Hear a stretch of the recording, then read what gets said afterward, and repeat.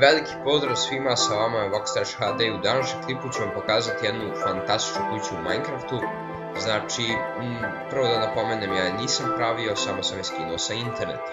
Ovdje pišu par stavki, a najbitnija stavka od ovih jeste da je pravljena full HD teksturom, tako da logično da će najbolje izgledati na toj teksturi.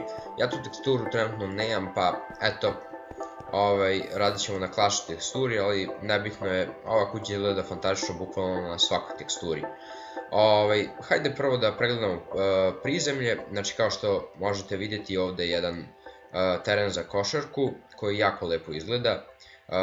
Ove mrežice su od paukove mreže, teren je od vune i dve vrste kamena, tako da to jako lepo izgleda. Idemo dalje, ovdje je jedna garaža, ovdje je bad boy mobil, ovdje je neki ormarić, ovdje je stalak i to je to što se tiče te garaže. Sad, ajde ovdje idemo, znači ovdje je neka dnevna soba, ovdje je sto za ručavanje, ovdje je kuhinja, i ovdje ovdje je jedna soba, znači, za uživanje, ovdje je bilijar, a ovdje su dve neke igre, znači neka arkada, to zaista jako lepo izgleda.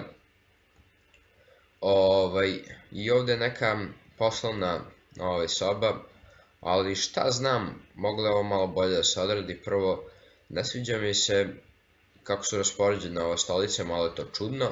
Ovdje je kao neki laptop, ovdje je neka polica, ali uglavnom sve to lepo izgleda, znači uloženo je puno truda, pa i neću nalaziti neke zamerke. Reću možda nekih par stavki koji mi se lično ne sviđaju, ali da nalazim neke mane i da ulazim u detalje neću, jer zaista je puno truda uloženo da se napravi ovako nešto. Evo nas na spratu i sad ovdje je dnevna soba i jedan televizor, znači na zidu, jako lepo izgleda. Ovdje je još jedna soba i ovdje je terasa sa pogledom na šumu. Tako da zaista lepo izgleda.